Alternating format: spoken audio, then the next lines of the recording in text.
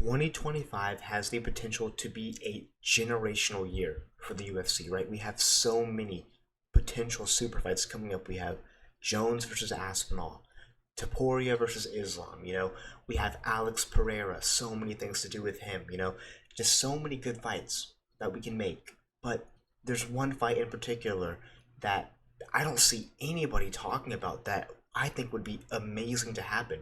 And as you guys can see from, my little visual here, it's DDP versus Jiří Procházka.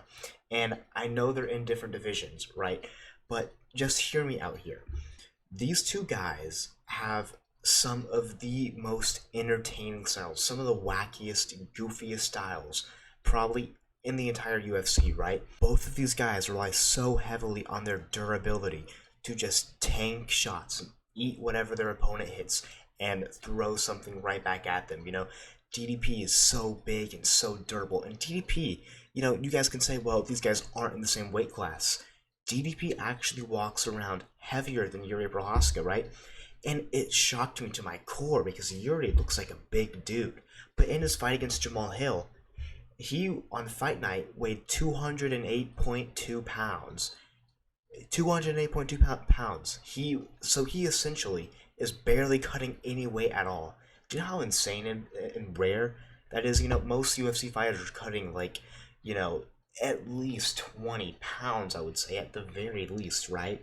But Jiří just takes a shit. That's his weight cut. He takes a shit, then he can go in and fight the next day. And DDP, he walks around, around 225, around 230. DDP is a division down from Procházka and is bigger than Procházka.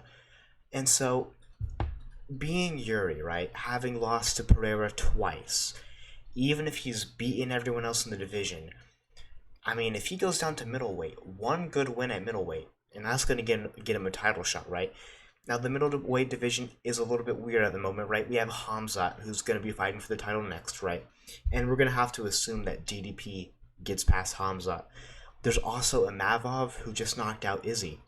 You know what I'd love to see?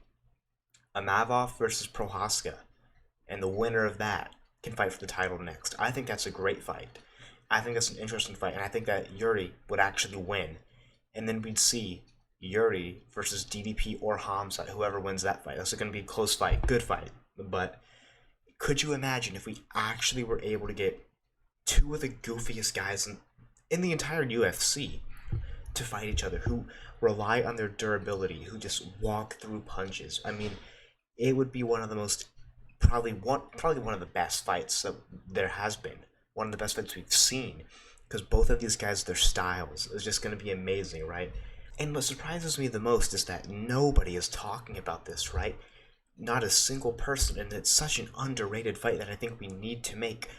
And for Jiří, you lost to the champion twice. Sure, you can work and hoggle your way back up, but it's just so unlikely that you're going to get a title shot. And even if you do we really think Jiří's going to beat Pereira? Because the thing about Jiří is, if you have power and you hit him, then he's gonna go up like power, like Pereira. Like Jiří can eat a shot, right? But when your style is just to be so open and rely on your durability, and you're going up against a guy like Pereira, I have to say that you're almost gonna lose every single time, because all it takes is that one shot, and you leave so many openings if you're a guy like Jiří Procházka. So I really don't see a future. If Jiří's goal is to be the world champion, I don't see a future where he is the light heavyweight champion as long as Alex Pereira is still around. If Alex Pereira moves up, then sure, Jiří can be champion again. But why would he stay at this weight class when he weighs less than DDP does? He could easily make 185. And who knows, maybe that would be his division, right? He's looked good in light heavyweight. Maybe he'd look even better in middleweight. And I think that this is a fight, it's not going to get made.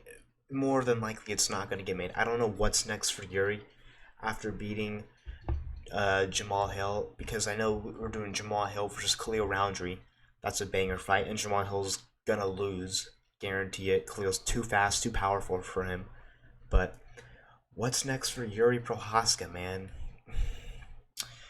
I don't know, because you can't really justify giving him a title shot based off beating Jamal Hill. But would this not be just an amazing fight? Two dudes who are super durable, just battling it out. I mean, come on. This is like such an amazing fight that it's unrealistic. It's a fight that's not really going to happen because these guys are just doing their separate things, right? Like, Yuri is most likely going to stay at light heavyweight, but I just think he should move down. And I don't really see that much of a future for him at light heavyweight. Middleweight, on the other hand, one good win, you're going to be fighting for a title. Light heavyweight, they honestly, the UFC might just throw him to Pereira again, just as a fight, because that's something they would totally do. But I don't see him beating Pereira. I just really don't see that happening at all. And no, this also does help some with the middleweight division, right? Because who do we give Imavov? If Chimaev is fighting for the title next, what's Imavov gonna do? I mean, he lost to Strickland, who just lost to DDP. Robert Whitaker. I mean, his jaw was broken bad. I mean, that's gonna be a tough injury to come back from. I mean, what's next for Imavov? I don't know, man. But Yuri versus Imavov, that would be a matchup, dude. And the winner of that would get a title shot. And I think that's the best path for Yuri to become a world champion again. But, let me know what you guys think. I think this is an amazing fight.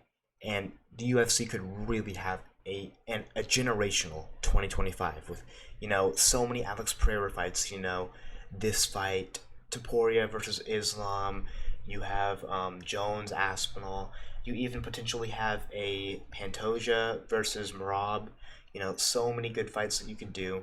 So I'm excited to see what the UFC cooks up this year. That's about it. See